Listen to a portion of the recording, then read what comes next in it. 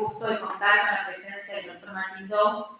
Él es consejero legal senior, ¿no? Digamos, de la PCA, la Corte Permanente de Arbitraje. Es para nosotros un honor tenerlo aquí presente. Él justamente va a tratar de transmitirnos, contarnos un poco sobre algún panorama en el arbitraje internacional, que es un poco la temática de esta charla, desde la perspectiva de la PCA, lo cual nos pareció muy interesante, nos pareció relevante que en nuestro sector, en lo que es nuestra práctica arbitral, podamos conocer este centro, cómo manejamos las habilidades, las ventajas que presenta y que nos podamos concretar un poco más con este centro que creemos realmente, y hablamos ayer con Martín sobre esto, creo que para todos los operadores de arbitraje es muy bueno en el sector latinoamericano tomar contacto y poder conocer un poco la realidad actual del centro. Así que, sin más, Martín, te voy a dar comienzo, dar lugar para que comience la presentación, para luego hacer un intercambio. Creo que tiene algunas preguntas un poco más, conocer un poco más de interiormente, algunas perspectivas que va a plantear Martín, a cargo del doctor Leo Bossi, va a estar este diálogo con algunas preguntitas, así que también le agradezco al...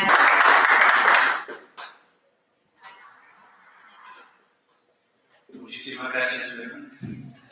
Y muchísimas gracias a los organizadores de la competencia aquí por haberme invitado para poder participar tanto en la competencia como para poder hablarles esta mañana un poco sobre lo que es la CPA y un poco sobre lo que es la evolución que ha visto la CPA desde ser una institución exclusivamente dedicada a los arbitrajes entre estados a luego una institución ahora polivalente, por decirlo, que ahora trata también los casos comerciales entre partes privadas, como se ha visto en el caso de la competencia de este año. Así que para comenzar, tenemos que comenzar de verdad al inicio, ahí que estamos en el año 1625, ahí con el padre del derecho internacional, Hugo Grocio, hablando sobre evitar la guerra entre los estados ahí. Y verán ahí que está planteando tres formas de evitar la guerra. Uno es por la vía de una conferencia diplomática, es decir, por el método de la negociación. Ahí, por otro lado, está diciendo, bueno, los estados, si les apetece, pueden simplemente decidir por azar quién va a tener la razón y quién no.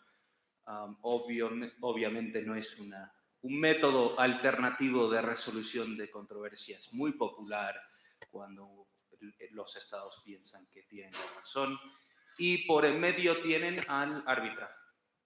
Es decir, que el arbitraje, en particular en el derecho público internacional, ya tiene una muy larga historia ahí de ser el método para la resolución pacífica de las controversias entre estados. Y es más, hubieron dos casos particulares que básicamente fueron hitos de la evolución de la práctica del arbitraje entre estados. Dos casos entre Estados Unidos y el Reino Unido, uno que tenía que ver con la guerra de independencia de Estados Unidos y la otra de la guerra civil de los Estados Unidos. En ambos casos, intervenciones del Reino Unido en contra de las que estaban demandando los Estados Unidos y que básicamente creó lo que era la práctica de arbitraje interestatal. Y de ahí pasamos a los fines del siglo XIX, donde se amenazaba la guerra entre los grandes poderes de Europa, y el zar Nicolás de Rusia dijo que hay que haber una forma de evitar que esto suceda, que haya una gran guerra entre todas las potencias europeas. Y entonces le pidió a su prima, la reina Wilhelmina de Holanda, que ella sea la que llame a todas las potencias que se reúnan en La Haya para una conferencia de la paz, ahí para poder establecer mecanismos para evitar la guerra. Y ahí dijeron, mira, desde Hugo Grocio hasta estos casos del Jay Treaty, Alabama Claims, hay que crear una institución que pueda administrar los arbitrajes entre estados, que esté a disposición de los estados lista para poder ofrecer la posibilidad de un arbitraje eficaz y eficiente a los estados cuando surgen los temas. Y ven ahí que nuestros estados miembros que fundaron a la CPA en el 1899 han declarado algo muy bonito sobre el arbitraje, que es la manera más eficaz y más justa para resolver estas controversias. Luego, en el 1907, decidieron que tenían que volver a intentar a desarrollar el arbitraje aún más con miras a que se acepte más universalmente. En efecto, en el 1899, en esa conferencia, se había excluido a Latinoamérica, a los estados de Latinoamérica. México participó, fue el único estado de Latinoamérica que participó. A Brasil se le invitó, pero decidió que no quería participar. Al resto de los estados de Latinoamérica, básicamente las potencias europeas dijeron, bueno, ustedes no están amenazando, no nos están amenazando, entonces no tienen por qué estar ahí. Pero en la segunda conferencia de la paz en 1907 fue de verdad cuando se sentó el principio de la igualdad soberana de los estados, donde los participantes originales de la conferencia del 1899 se dijeron si de verdad aspiraban a la paz mundial, había que permitir que todos los estados, había que insistir que todos los estados participasen en estas conferencias, y eso precisamente hicieron. Así que con estas dos conferencias de la paz se estableció la CPA y comenzó su trabajo. Su primer asunto fue uno entre los Estados Unidos y México, que se llama el Fondo Piadoso de las Californias, que trata, entre otras cosas, del principio de cosa juzgada en derecho público internacional. Luego, otro caso que tiene que ver con Latinoamérica, el arbitraje de la cordillera de los Andes entre Argentina y Chile, donde fue el rey de Inglaterra que sirvió de árbitro, que dictó su laudo, que fue aceptado por ambas partes, y como un acto simbólico de aceptar esa sentencia, los dos países tomaron sus cañones y los fundieron juntos y utilizaron ese metal para crear esta estatua de Cristo que pusieron en esta nueva frontera que tienen. Y precisamente también utilizaron el mismo metal para enviar una red Puerto de La Guaira afuera de Caracas, y dijo que hasta que Venezuela no otorgue una compensación a los nacionales alemanes, británicos e italianos, básicamente no habrá comercio por este puerto venezolano. Una extorsión a nivel internacional. Y el caso se sometió al arbitraje, donde la pregunta para el tribunal que tenía que resolver el tribunal era: ¿se permite el uso de la fuerza para recobrar las deudas a nacionales ajenos? Y el tribunal, desafortunadamente, respondió sí, es totalmente permisible y no hay nada en contra en el derecho público internacional. Un episodio un poco triste en la historia ahí, pero sí tiene un fin feliz, porque precisamente en la Conferencia de la Paz del 1907, los estados dijeron: mira, este laudo no es justo. Y concluyeron lo que se llamó luego la Convención Drago-Porter, Drago por el jurista argentino, ahí diciendo que precisamente esto de cobrar las deudas por la fuerza es ilegítimo y se prohíbe de ahora en adelante. Pero, dando un poco hacia adelante, vieron que estos 3 casos, la CPA tuvo un periodo de actividad bastante alta en su primera década de vida. Ahí ven 10 casos entre el 1902 y el 1912, que se entiende como la era dorada del arbitraje interestatal. Ahí. Pero ¿qué sucedió? 2 guerras mundiales pasaron. Aquí una curiosidad histórica. En efecto, después del asesinato del archduque de Sarajevo, o en Sarajevo, el zar Nicolás hasta estuvo proponiendo hasta el último momento y creía que iba a aceptar el Kaiser Wilhelm alemán someter esa controversia al arbitraje y posiblemente evitar la Primera Guerra Mundial. Pero no fue así, desafortunadamente. Siguió una Primera Guerra Mundial, en efecto siguió una Segunda Guerra Mundial, y después de la Segunda Guerra Mundial, con el establecimiento de la ONU y la Corte Internacional de Justicia, ¿qué sucedió? Teníamos nosotros en la CPA, tenía el arbitraje, ahora concurrencia de parte de una Corte permanente. Ahí.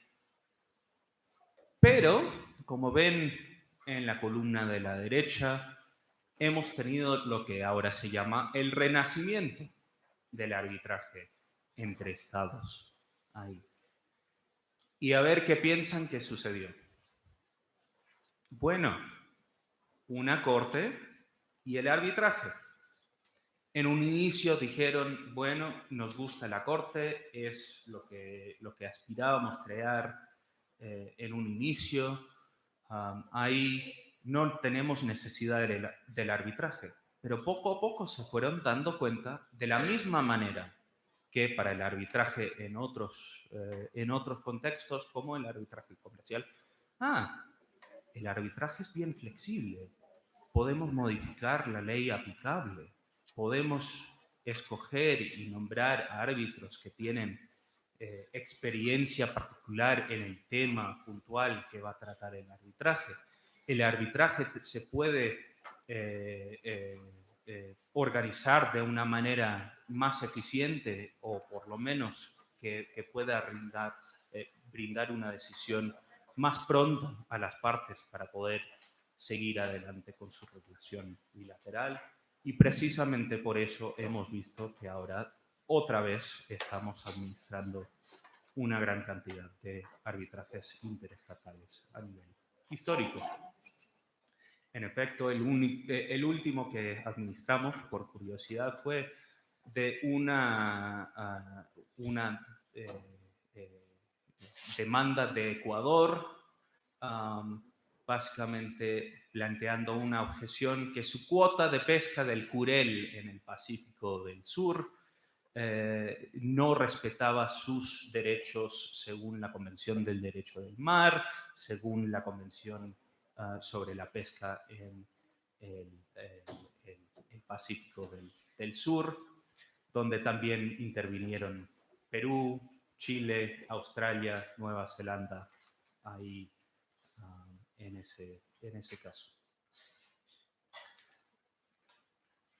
Pero ahí, como les acababa de contar, hubieron casos que no trataban asuntos de puro derecho público internacional, o que no tenían también una orientación más bien económica y más bien de los intereses de privados, como fue el caso del tratamiento preferente de las reclamaciones de las potencias bloqueadoras en nombre de sus nacionales perjudicados en la guerra civil en Venezuela.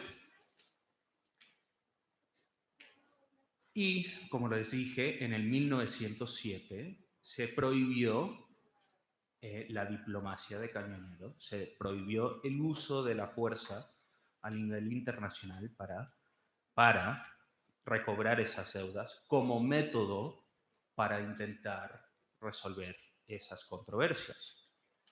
Y por eso, precisamente, como parte de la evolución del derecho internacional, de las reclamaciones más bien económicas por intereses de privados, se fue evolucionando hacia lo que ahora llamamos el arbitraje mixto.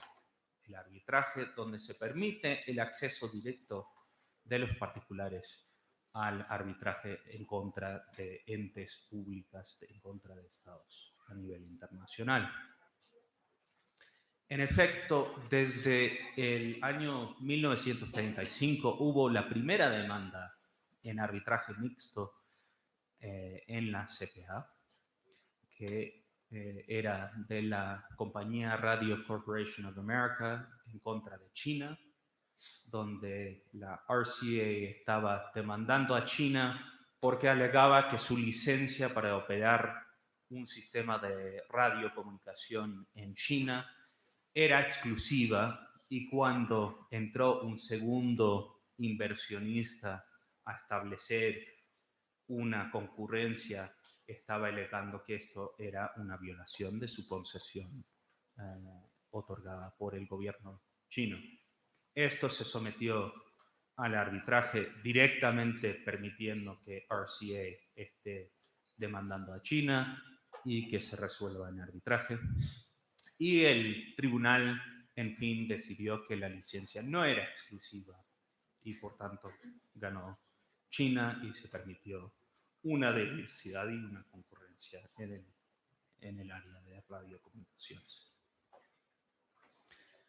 Desde el 35 hacia adelante, bueno, siguió evolucionando el arbitraje mixto hasta que en el año 1960 la CPA decidió que había falta un reglamento particular para tratar de estos arbitrajes mixtos y de verdad ofrecerse como un foro para el arbitraje mixto. Pero solo 5 años después, un poco como ocurrió con la Corte Internacional de Justicia, hubo una conferencia diplomática en la que se negoció el convenio CIADI, el Centro Internacional de Arreglo de Diferencias Relativas a la Inversión, y ahora otra vez, después de meternos en el campo de arbitraje mixto, ahora otra vez nos habían hecho concurrencia y no teníamos ahí tantos casos. ¿Pero qué sucedió ahí? En el 1976, la Comisión de Naciones Unidas del Derecho Mercantil Internacional, la CNUDMI, elaboró un reglamento de arbitraje ad hoc, o es ad hoc. En efecto, como bien saben, la constitución del tribunal no se puede hacer puramente ad hoc si no hay un acuerdo de las partes para seleccionar el árbitro, o por lo menos para designar a qué autoridad va a designar el árbitro a falta de acuerdo entre las partes. Y en lugar de crear un nuevo organismo dentro del sistema de la ONU, decidieron que más bien debería ser la CPA, que ya es un organismo intergubernamental que se dedica a administrar los arbitrajes, que debería ejercer esta función. Y bien, ahí con la evolución del arbitraje mixto, también conocen que no todos estados son partidarios del convenio CIADI y que la gran cantidad de tratados de inversión ofrecen tanto la opción CIADI como la opción del reglamento CNUDMI, y por tanto sigue habiendo una actividad importante en el arbitraje de inversión en la CPA. Luego, ¿cómo llegó a meterse en arbitrajes hasta comerciales, hasta entre partes privadas la CPA? Bueno, en los años 90, ahí la CPA se puso a elaborar más reglamentos. Primero uno para los casos interestatales y arbitrajes mixtos, que ya hemos visto. Luego dijeron, bueno, también deberíamos tratar de controversias con otros organismos internacionales que pudieran ser puramente contractuales. Luego dijeron, mira, aquí en temas de medio ambiente hay un interés público, aunque hayan solamente privados en la controversia. Así que en este campo tratamos el arbitraje comercial. Luego, otra vez se les ocurrió la idea de otro sector, el espacio exterior. Hay necesidad de un foro para resolver las controversias y aquí también hay un interés público y vamos a resolver o vamos a tratar de arbitrajes hasta entre partes privadas. Luego también hay un nuevo organismo, Prime Finance, que dice que después de la crisis financiera hay un interés público en la resolución ordenada de las controversias o que tienen que ver con instrumentos complejos de finanzas. Ahí, por fin, en el año 2012, se dejaron de intentar definir todos los lugares en donde quizás pueda haber un interés público en la resolución de las controversias y, en cierto modo, nos dimos cuenta el comercio a nivel internacional también tiene un interés público. Es precisamente de ahí que hemos logrado un sistema multilateral, un sistema que promueve la paz, que impide que volvamos a esa era de la diplomacia de los cañoneros.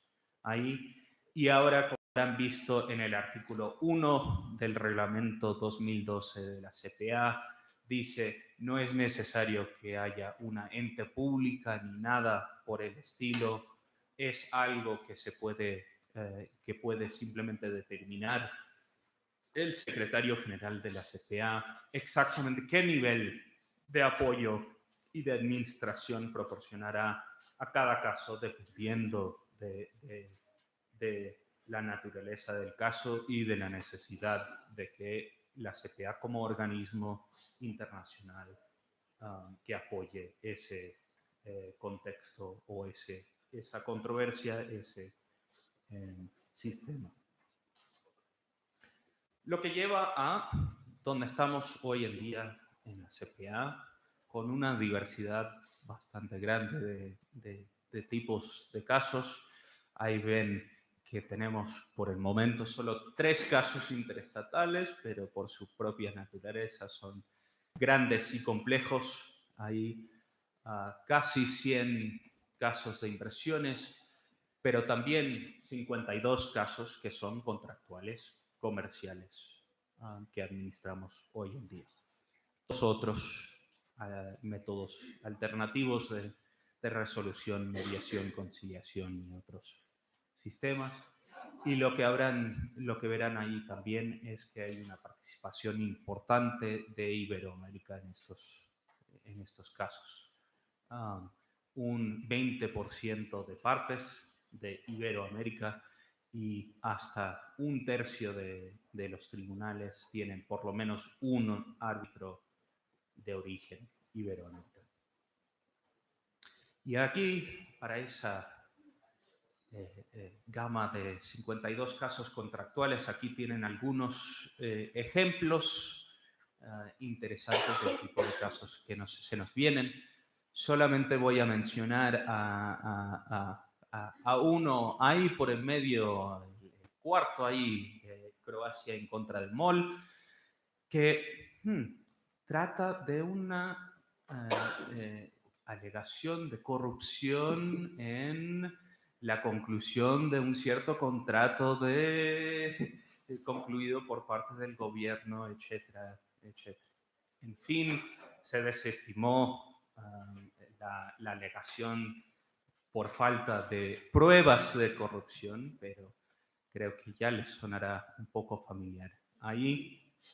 Y hasta lo que también les podría decir en un momento, verán que hay casos donde hay múltiples partes demandadas ahí en varios casos, y aunque no es de estos que aparecen aquí en la pantalla, sí hemos tenido casos que tratan precisamente de la cuestión de la extensión de la cláusula arbitral a entes públicas. Piénsense quizás en un proyecto de infraestructura en un cierto país financiado por la Agencia de Cooperación Multilateral o de un determinado país. Ahí pudiera haber una cierta, pudiera haber estado involucrada esa entidad en la negociación, la conclusión, en la ejecución de ese contrato de obra de infraestructuras. Ahora, esta gama de casos se desarrolla a nivel mundial. Ahí estos son las sedes de arbitraje seleccionadas en los nuevos casos en el 2017. Ahí veremos o vemos que en sedes latinoamericanas, desafortunadamente, solo está Lima, Perú, entre los casos que teníamos en el 2017. Eso es algo que creo que va a evolucionar precisamente porque hemos visto una evolución importante en lo que son los idiomas del arbitraje. Aquí está la evolución entre el 2013 y el 2018 de lo que ha sucedido con el idioma. Estos son los casos que tienen que ver con, que tienen alguna parte iberoamericana involucrada, y ven, no solamente se trata de los casos que se llevan en español ahí, pero también una tendencia dentro de los casos bilingües, de donde la lengua franca del caso tiende a ser el inglés o tendía a ser el inglés, y ahora de verdad más y más es el español. Más abogados iberoamericanos están involucrados en nuestros arbitrajes, y más ahora de verdad los casos que deberían llevarse en español se llevan en español. Bueno, ahora un poco sobre lo que podría ser el futuro de la CPA. Hay unas breves reseñas ahí. Comenzando por el cambio climático. No sé si estarán al tanto de todo lo que está sucediendo dentro del ámbito del cambio climático a nivel internacional. Pero a veces la gente otra vez se confunde y dice, mira, estos son acuerdos internacionales, las disputas que surgirán serán entre estados si han cumplido o no sus compromisos en tanto a reducir las emisiones de carbono. Y bueno, sí, tienen razón, así será. Pero también hay una necesidad de involucrar al sector privado, a involucrar a instituciones tanto multilaterales como nacionales, como privadas de financiación, como también hay todo un tipo de proyectos que tienen que ver con la mitigación o adaptación al cambio climático, como también hay los mismos los contratos básicamente en el comercio de los créditos de carbono. Es decir, desde los arbitrajes interestatales hasta los mixtos, hasta los comerciales, es toda una nueva área de actividades ahí donde van a necesitar resolución de controversias, ahí y donde está metida ahora la CPA.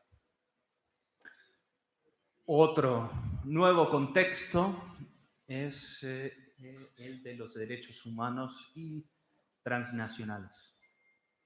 En efecto, recientemente, no sé si conocerán lo que se llama el desastre de Rana Plaza, donde un edificio en donde estaban trabajando muchos nacionales de Bangladesh en la industria de textiles para las grandes marcas occidentales. Ahí, precisamente por un acuerdo que fue negociado por distintos sindicatos, la Organización Laboral Internacional y estas marcas ahí luego de este incidente desafortunado, básicamente hubo un compromiso voluntario de esas empresas de someter al arbitraje si cumplían o no ciertos estándares laborales y de seguridad humana en sus condiciones de trabajo. Y por fin, hablando de nuevos rumbos de la CPA, hay la cuestión de desarrollar más y más a la CPA como una institución de verdad global. Que no quedemos en nuestro lindo, pero a veces alejado palacio ahí en La Haya, sino que estamos presentemente buscando sedes a nivel regional por todo el mundo. Hemos abierto oficinas en las Islas Mauricio y en Singapur. Hemos negociado varios acuerdos que nos permiten tener acceso a las instalaciones de la Corte Interamericana en San José, al Palacio San Martín en Buenos Aires y ven toda una gama de otros acuerdos concluidos recientemente con miras a poder ofrecer nuestros servicios no como una, como decía, en nuestra pequeña torre ahí en La Haya, en nuestro pequeño palacio ahí en La Haya, sino a nivel regional y local. Y con eso les agradezco su atención. Les agradezco de nuevo a los organizadores por haberme invitado aquí a poder conversar con ustedes. Gracias.